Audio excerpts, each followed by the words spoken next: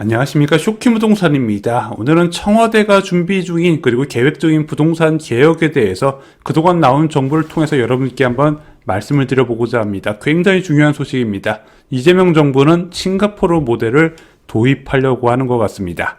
3월 1일 이재명 대통령이 SNS 연일 부동산 시장에 대해서 계속 경고를 하고 있는 상황이죠. 제목은 이렇습니다. 집을 팔고 사는 것은 개인의 자유지만 그것이 이익이나 손실이 되게 할지는 정부가 정합니다.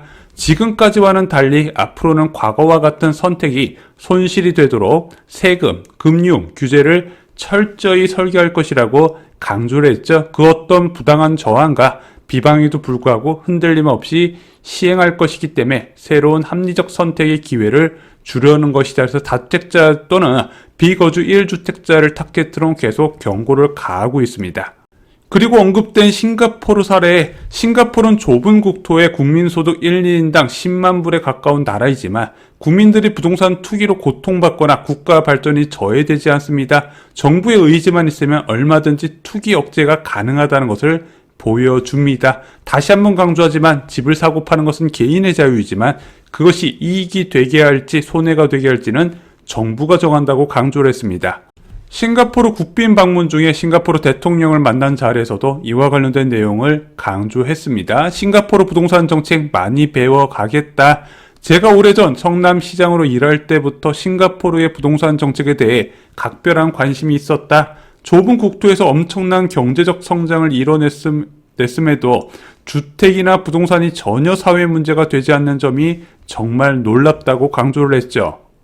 싱가포르가 주택시장이 굉장히 안정된 이유 바로 이 HDB 제도 덕분입니다. 전체 주택의 75에서 80%가 이 HDB에 거주를 하고 있어요. 한 110만 세대 규모가 된다고 합니다. 그래서 국민의 80% 이상이 여기에 거주를 하고 있고요. 그 덕분에 자가 보유율이 90% 내외가 된다고 합니다. 한국은 50% 내외인데 그거보다 훨씬 높죠. 이 제도가 가능한 이유는 무엇일까요? 국가가 토지 한 80~90%를 보유하고 있기 때문에 그렇습니다. 건국 이후에 토지 수용법을 활용해서 국가가 대부분의 토지를 갖고 있고 이 토지를 활용해서 매년 2만호에서 3만호, 수요가 갑자기 급증할 때는 4만에서 5만호를 꾸준히 공급한다고 합니다. 당연히 토지를 보유한 상태이기 때문에 낮은 개발 원가와 신속한 공급이 가능하다는 장점이 있어요. 자, 이재명 대통령은 이것을 굉장히 좋은 모델로 채택을 살펴보는 것 같습니다. 그럼 한국에서 이런 HDB 모델이 가능한가요? 정부가 토지를 가지고 자유롭게 공급 가능한 곳이 있죠. 바로 3기 신도시입니다. 제가 볼 때는 3기 신도시가 한국식 HDB의 첫 도입 사례가 될 가능성이 있어 보여요. 실제 이재명 대통령 취임 이후에 공공이 수용한 토지에 대해서 민간에 매각하는 것에 대해서 문제가 있다고 제기를 했고 현재 LH개혁위원회가 이런 방식 사업 구조에 대해서 변화를 꾀하고 있죠. 그래서 현재까지 나온 것은 민간에 매각하지 않는다. 공공이 계속 소유를 하면서 그것을 서민들한테 주택 공급으로 활용하겠다고 이야기를 했는데 아마 한국식 HDB 모델의 3기 신도시가 적용될 가능성이 높다는 점을 반증하고 있습니다. 또한 3기 신도시 외에도 지금 도심 내 공공부지를 활용해서 주택 공급을 늘리겠다고 이야기했죠. 그래서 129 공급 대책에서 서울과 수도권에 6만호 공급 계획 방안이 나왔습니다. 용산 국제업무지구에 한 1만 3천호 그리고 과천 경마정에 한 9,800호 정도 공급한다고 나왔죠. 굉장히 알짜 입지의 공급 계획이 나오긴 했는데 당시 구윤철 재경부 장관은 이렇게 이야기를 했어요. 청년과 신혼부부 도심주택 공급을 증가시키겠다. 즉 부동산 시장 안정을 위한 주택 공급 확대 정책보다는 취약계층을 위한 주거복지 확대 정책처럼 좀 보이는 측면이 있었거든요. 그리고 김윤덕 장관은 이거 임대주택을 공급한다고 시장이 안정될까의 질문에 임대주택의 집값을 바꿀 수 있다고 이야기를 했습니다. 그래서 아마 129 공급대책집 같이 도심 내 공공부지를 활용한 주택 공급 정책도요. 한국식 HDB 모델에 좀 염두를 두고 있지 않나 좀 이런 생각이 듭니다. 하지만 이것만으로 엄청난 수요를 감당할 수 있을까요? 현실적으로는 쉽지 않겠죠. 자, 근데 김용범 정책실장이 SNS에 굉장히 중요한 글을 올렸습니다. 지금 김용범 청와대 정책실장의 글이 나중에 이재명 대통령의 발언으로 나오는 경우가 굉장히 많이 있어요. 그래서 굉장히 주목을 해야 되는데 김용범 정책실장은 이렇게 이야기를 했습니다. 2월 23일 날 비거주 다주택 매입의 레버리지는 외부 효과의 틀에서 봐야 한다. 그래서 금융 건전성 저해나 신용 위축을 부를 수 있기 때문에 이게 좋은 방향은 아니기 때문에 바꿔야 된다. 그래서 다주택자의 레버리지가 신규 주택 유효 수요와 임대 공급을 담당하고 있는 건 맞는데 이것을 대체할 수요를 만들고 다주택자들이 이런 레버리지를 활용해서 임대 사업을 못하게 해야 된다. 좀 이런 식으로 이야기를 했어요. 현재 다주택자가 담당하고 있는 임대 공급 구조의 재편 필요성을 강조를 했습니다. 그래서 장기 안정 임대를 제공하는 기관형 사업자의 육성이 필요하다고 봤어요. 여기에 거주 목적 장기 고정금리 금융의 체계적 공급, 그래서 기관형 사업자의 육성, 그리고 고정금리 금융의 체계적 공급, 이 두 가지에 대해서 강조를 했었죠. 이런 구조 개편 과정에서 가격 조정이 발생하지 않을까요? 그러겠죠. 하지만 정책의 책임은 가격 방어가 아니라고 합니다. 가격 변동이 금융 시스템의 연쇄 불안으로 전이되지 않도록 경로를 관리한다고 했는데 그럼 어떤 방법이 있을까요? 기관이 매입하면 되겠죠. 실제 2022년 대선 당시에 이재명 대통령이 이렇게 이야기했습니다. 집값 폭락 우려 나와 주택관리공사 신설의 공공주택관리.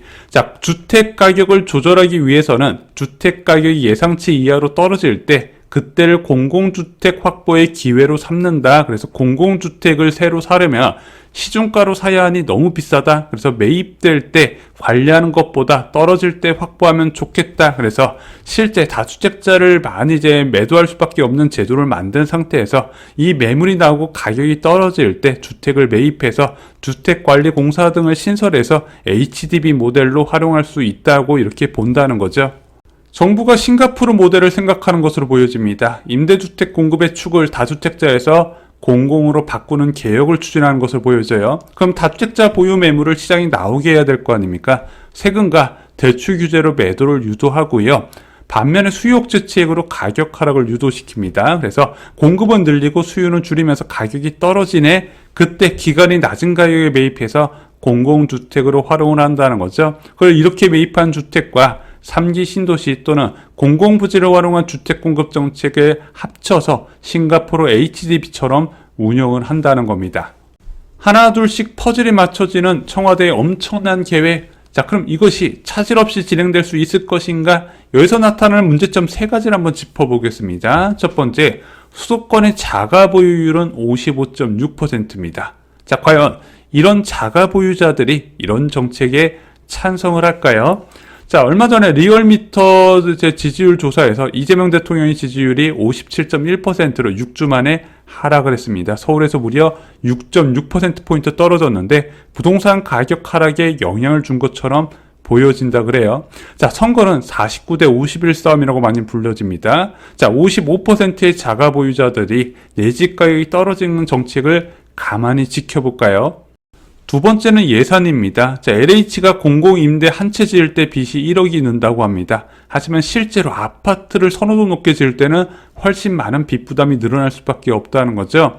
자, 현재 정부에서는 LH의 임대 부분을 분리시켜서 재정 건전성을 높이고 새로운 대출을 활용해서 이것을 임대주택을 늘린다고 이야기를 했습니다. 하지만 제가 볼 때는 임대주택도 결국에는 부채로 봐야 되거든요. 그 이제 어떤 기준을 보냐에 따라서 다르지만 어차피 결국엔 정부의 자금이 들어간다는 것은 피할 수가 없다고 생각합니다. 문제는 수요가 많다는 거예요. 매년 수도권에 15만 호의 가구 증가가 발생을 합니다. 과연 공공이 모든 것을 다 해결할 수 있을까요?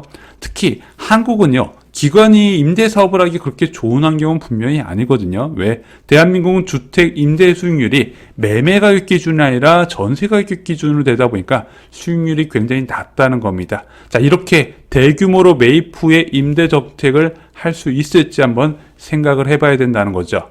세 번째는 당장의 전세 불안입니다. 이게 이재명 대통령 탓은 아닌데 지금 앞으로 4년간 공급 부족 때문에 전세 가격이 불안해질 가능성이 굉장히 커요. 당장 경기 남부 지역에서 그리고 서울 강북 지역에서 지금 문제가 서서히 제기가 되고 있죠. 자, 공공주택의 확충은 먼 미래 이야기입니다. 하지만 전월세 시장 불안, 특히 지금 정책도 일부 영향을 주는 상황에서 이 전월세 시장 불안은 지금 현재 이야기거든요.